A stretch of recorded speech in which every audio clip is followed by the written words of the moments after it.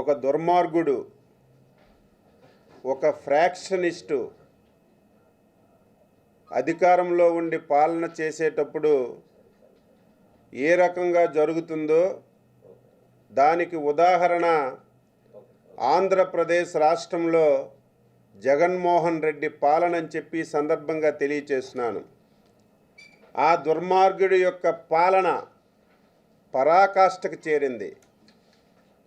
ఈ ప్రభుత్వం వచ్చిన తర్వాత 3.5 సంవత్సరాలుగా తెలుగుదేశం పార్టీకి, జాతీయ పార్టీ అధ్యక్షులు చంద్రబాబు నాయుడు గారికి ఎన్ని విధాల ఇబ్బందులు పెట్టినా సరే, రాష్ట్రంలో తెలుగుదేశం పార్టీ లేకుండా చేయాలని చెప్పి ఎన్ని ప్రయత్నాలు చేసినా సరే, కార్యకర్తలు, నాయకులు ధీటుగా నిలబడి ఎదుర్కొని తెలుగుదేశం పార్టీని రాష్ట్రంలో పూర్వస్థితికి తీసుకొచ్చిన సంగతి ఒక్కసారి గుర్తు చేస్తున్నాను. రేపు ఎప్పుడు ఎన్నికలు పెట్టినా సరే రాష్ట్రంలో 175 స్థానాలకి 175 స్థానాలు తెలుగుదేశం పార్టీ విజయం సాధిస్తుందని జగన్మోహన్ రెడ్డి సర్వేలు చేయించిన సామాన్యుడు మాట్లాడుకున్నా సరే అదే విషయాన్ని మాట్లాడుతున్నటువంటి పరిస్థితిని చూసి ముఖ్యమంత్రికి పిచ్చెక్కి ఈరోజు ప్రవర్తిస్తున్నటువంటి సంగతి మనం ఒక్కను కూడా గమనించాలి.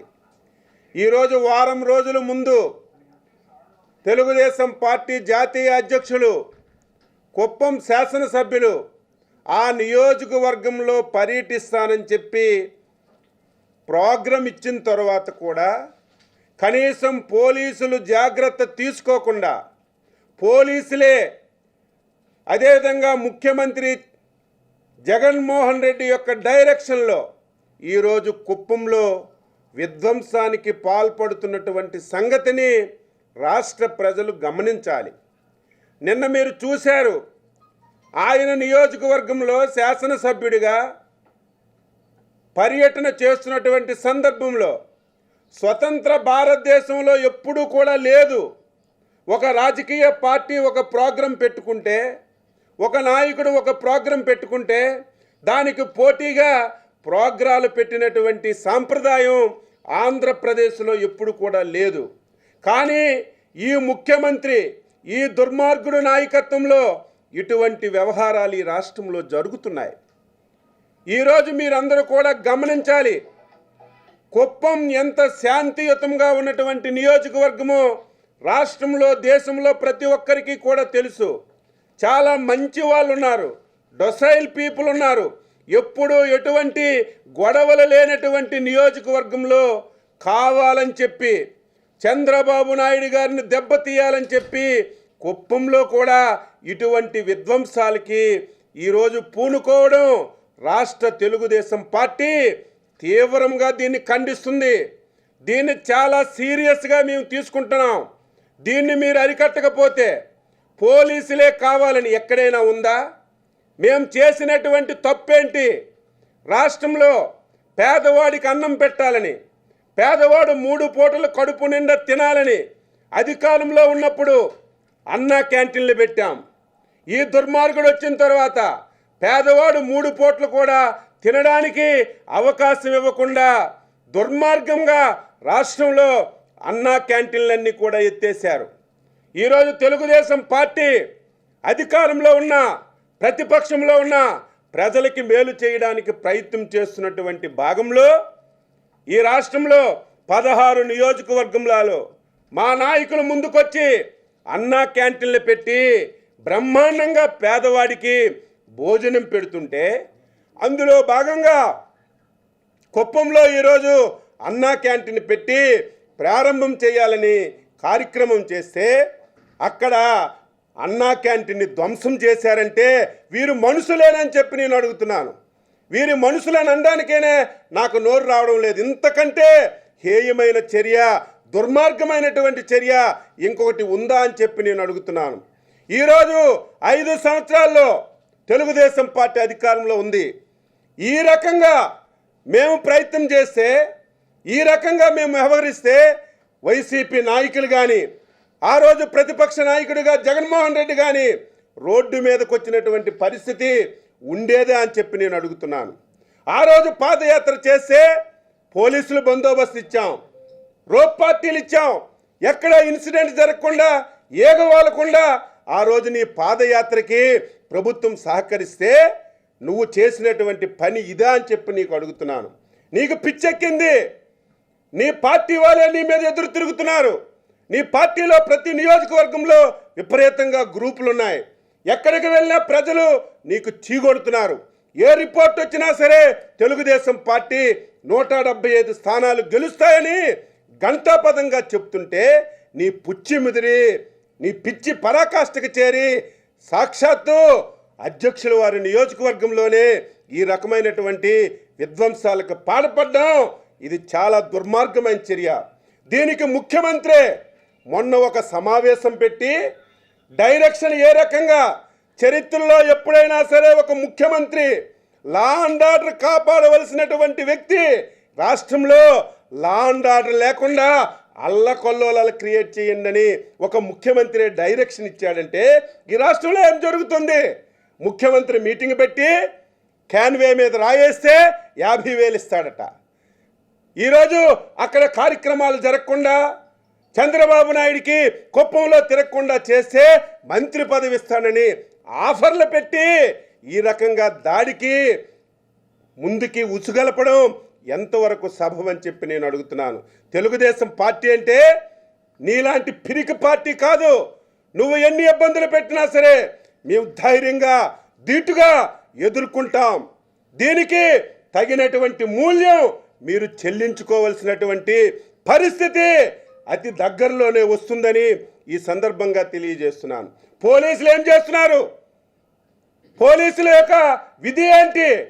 ఒక సీనియర్ నాయకుడు Z+ కేటగిరీ ఉన్నటువంటి వ్యక్తి ఆయన నియోజకవర్గంలో తిరుగుతుంటే అక్కడే నువ్వు శాంతి భద్రతల్ని కాపాడలేకపోతే ఈ రాష్ట్రంలో శాంతి భద్రతలు ఏ రకంగా ఉన్నాయో ఈరోజు ఒక్కసారి సామాన్య ప్రజలు అర్థం చేసుకోమని చెప్పి కోరుతున్నాను.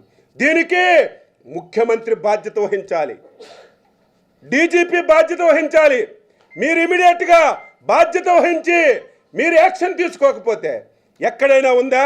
కుప్పంలో మా రాజకీయ పార్టీ, మా తెలుగుదేశం పార్టీ ఆఫీసులోకి వెళ్ళి మా కార్యకర్తలకి ఆఫీసులో కొట్టి ఈరోజు ఈ రకంగా వ్యవహరిస్తుంటే పోలీసులు కళ్ళు మూసుకొని ఏం చేస్తున్నారని అడుగుతున్నాను. దీన్ని మేము తీవ్రంగా ఖండిస్తున్నాం. అవసరమైతే దీన్ని కంట్రోల్ చేయకపోతే మేము ఒక ప్రోగ్రాం ఇచ్చి ముఖ్యమంత్రి ఇంటిని ముట్టడి చేస్తాం. అవసరమైతే డీజీపీ ఆఫీస్కి వెళ్ళి ముట్టడి చేస్తాం. దీన్ని విడిచిపెట్టే ప్రశ్నే లేదని ఈ సందర్భంగా హెచ్చరిక చేస్తూ ఎప్పటికైనా సరే డీజీపీ పోలీసులు కళ్ళు తెరిచి అక్కడ నార్మల్సీకి తీసుకురావాల్సిన బాధ్యత ఉంది. ఎవరైతే అక్కడ పెద్దిరెడ్డి రామచంద్రారెడ్డి కానీ ఆ నియోజకవర్గానికి ప్రాతినిధ్యం వహిస్తున్నటువంటి ఎమ్మెల్సీ కానీ అక్కడ ఎవరైతే బయట నుంచి వచ్చినటువంటి రౌడీ మోకల్ని కానీ ఇమీడియట్గా కేసులు పెట్టి అరెస్టులు చేయకపోతే ఈ పరిణామం చాలా తీవ్రంగా ఉంటుంది.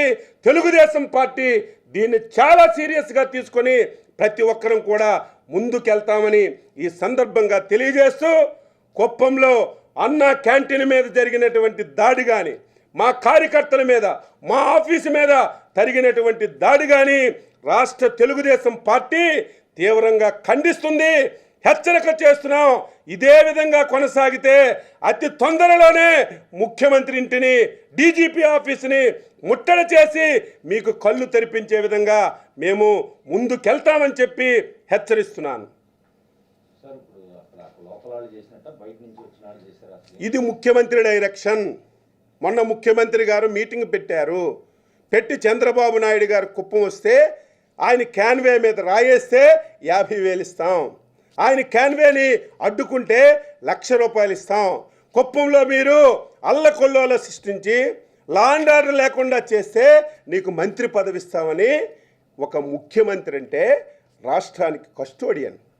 అన్ని వర్గాలని అన్ని ప్రాంతాలని శాంతి భద్రతల్ని కాపాడవలసినటువంటి వ్యక్తి ముఖ్యమంత్రి. అదే ముఖ్యమంత్రి మీరు అల్లకొల్లోలు సృష్టించండి, ప్రతిపక్ష నాయకుల్ని ఎక్కడ తిరగనివ్వకుండా చేయండి, చంద్రబాబు నాయుడు కుప్పం వస్తే దాడి చేయండి అని ఒక ముఖ్యమంత్రి ఆదేశాలు ఇస్తే వ్యవస్థ ఏ రకంగా ఉందో, రాష్ట్రంలో శాంతి భద్రతలు ఏ రకంగా క్షీణించాయో ఇంతకంటే ఉదాహరణ ఏముందని చెప్పి ఈ సందర్భంగా అడుగుతున్నాను. మేమేం చేశాం? తప్పు చెప్పడం లేదే. నువ్వు రాష్ట్రమంతా తిరిగావే, గల్లీ గల్లీకి తిరిగావే, ఎక్కడైనా నీ మీద ఒక ఈగ వాలిందా? ఆ రోజు మేము అనుకుంటే నువ్వు ఇంటిలో నుంచి బయటకు వచ్చేవాడువా? మీ నాయకులు ఎవరైనా సరే బయట తిరిగే అవకాశం ఉండేదా? ప్రజాస్వామ్యంలో ఒక రాజకీయ పార్టీనైనా ఒక వ్యక్తినైనా సరే అధికారంలో ఉన్నటువంటి వ్యక్తి ముఖ్యమంత్రి అన్ని విధాలుగా ఆదుకోవాల్సినటువంటి బాధ్యత ఉంది కావాలని. దీనికి కారణం ఏమిటంటే పిచ్చెక్కిపోయాడు, విపరీతమైనటువంటి యాంటీ వచ్చింది. వారి నాయకులే ఈరోజు చీకొడుతున్నారు, వారి నాయకులే విమర్శిస్తున్నారు. ఎక్కడ ఏ సర్వే జరిగినా రేపు ఎప్పుడు ఎన్నిక జరిగినా తెలుగుదేశం పార్టీ గెలిచేస్తుంది, ఇంకా మనం ఏమీ చేయలేమని ఈరోజు విధ్వంసాలకు పాల్పడి తెలుగుదేశం పార్టీని భయోందోళన చేయాలని చంద్రబాబు నాయుడు గారి నియోజకవర్గంలో భయోందోళన క్రియేట్ చేస్తే రాష్ట్రంలో మిగతా వాళ్ళందరూ భయపడిపోతారని పిచ్చి కళ్ళకు అంటున్నావు. తెలుగుదేశం పార్టీ పేదవాడి రక్తంలో పుట్టిన పార్టీ, పౌరుషంలో పుట్టిన పార్టీ. దీనిని భయపడే ప్రశ్నే లేదు. దీనికి తగినటువంటి మూల్యం మీరు దగ్గరలోనే చెల్లించుకుంటారని నేను హెచ్చరిస్తున్నాను.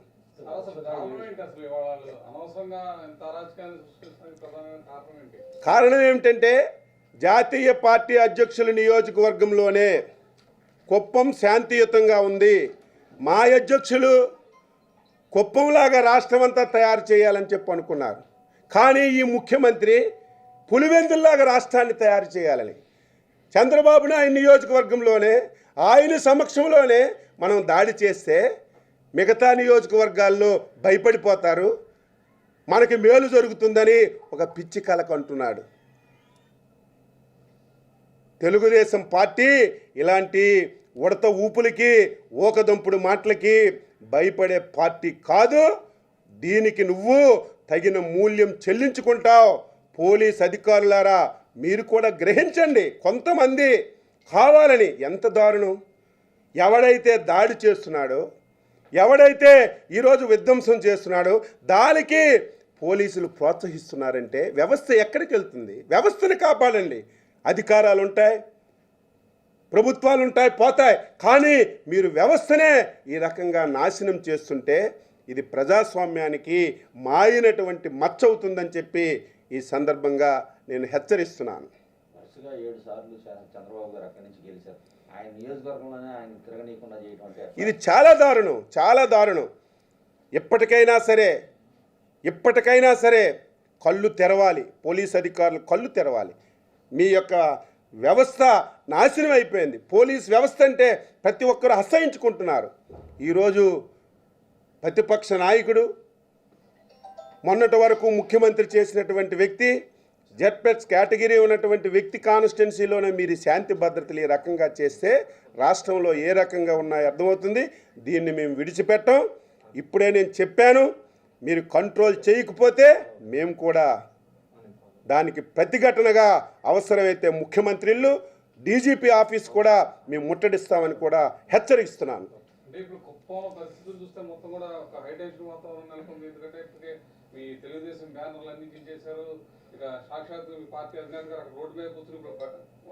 ఇది ప్రజాస్వామ్యంలో మేము చేయవలసిన కార్యక్రమాలు మేము చేస్తున్నాం.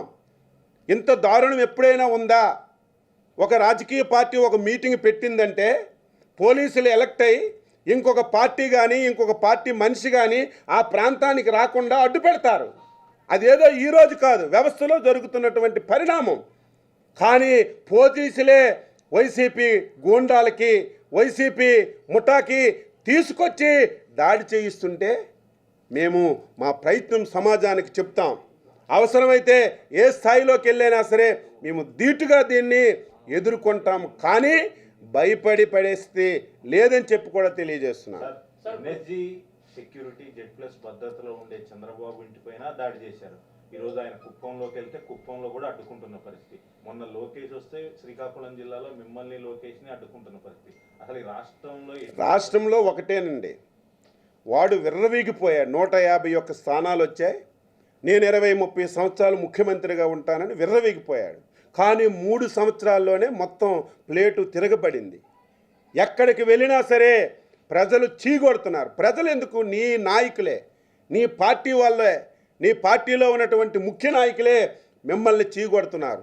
ఈరోజు ఏ సర్వే చేసినా, ఏ ఒక్కరిని అడిగినా సరే రేపు తెలుగుదేశం పార్టీ అధికారంలోకి వస్తుంది. ఇంకా మనం ఎన్ని పథకాలు ఇచ్చినా, ఎన్ని బట్టలు నొక్కినా, ఎన్ని ప్రయత్నాలు చేసినా మన చేయి జారిపోయింది. ఇంకా చివరికి మిగిలింది విధ్వంసం చేద్దామని, దాడులు చేద్దామని, తెలుగుదేశం పార్టీ నాయకుల్ని భయోందోళన చేసేనా గెలవాలని చెప్పి ఒక కుట్రలో భాగమే ఈరోజు కుప్పంలో జరుగుతున్నటువంటి దాడి తప్ప ఇంకొకటి కాదు. చంద్రబాబు గారి త్వరలో కడప పర్యటన పెట్టుకున్నారా? కడప రాకుండా చేసే ఉద్దేశంలో అన్నింటికొన్ను కుప్పంలో చేశారంటే అన్ని దగ్గరలో చేస్తారు. చేసినా మేము భయపడం. అంటే కడప వెళ్ళడానికి రెడీ. ఎక్కడికి వెళ్ళడానికి రాష్ట్రం మంది. ఒక పౌరుడిగా, ఒక రాజకీయ పార్టీగా, ఒక ప్రతిపక్ష పార్టీగా ఎక్కడికి వెళ్ళినా స్వేచ్ఛ ఉంది. మొన్న లోకేష్ బాబు వస్తే శ్రీకాకుళంలో అడ్డు పెట్టారు, నన్ను అడ్డు పెట్టారు. ఎవరిచ్చారు మీకు స్వేచ్ఛ? మీకే హక్కు ఉంది? మేము ఎక్కడికి తిరగడానికి అవకాశం లేదా? త్వరలో కడప కూడా మీటింగ్ పెడతాం. ఎక్కడ అడ్డుకుంటామో చూస్తాం. మేము ఆల్రెడీ డిసైడ్ చేసాం, త్వరలో కడప కూడా వస్తాం, కడపలో మీటింగ్ పెడతాం. అది మా స్వేచ్ఛ, మాకు రాజ్యాంగం ఇచ్చినటువంటి హక్కు. ఎన్ని దగ్గరలో అడ్డు పెడతావో, ఎన్ని దగ్గరలో దాడులు చేస్తావో, ఎంతమంది మీద కేసులు పెడతావో, ఎంతమందికి జైలుకి పంపిస్తావో దాన్ని కూడా మేము చూస్తాం. దీన్ని విడిచిపెట్టే ప్రశ్నే లేదు. దీన్ని చాలా సీరియస్గా తీసుకుంటాం. రాష్ట్రంలో ఉన్న కార్యకర్తలందరూ కూడా ఇప్పటికే ఆగ్రహ జ్వాలాలతో ఈరోజు ఊగిపోతున్నారు. ఏంటి మన అధ్యక్షుడి నియోజకవర్గంలో ఇలాగ జరిగిందని. కానీ మనం శాంతియుతంగా, ప్రజాస్వామ్యయుతంగా ఇంతవరకు వెళ్ళాం. ఇక మా ఓపిక కూడా, సహనం కూడా పోయింది. మేము కూడా కట్టలు తెంచుకునే పరిస్థితి ఈ జగన్మోహన్ రెడ్డి పోలీస్ యంత్రాంగం తీసుకొచ్చారు. ఇది ఎక్కడికి వెళ్తుందో మన చేతిలో లేనటువంటి పరిస్థితికి వచ్చిందని చెప్పి కూడా తెలియజేస్తున్నాను.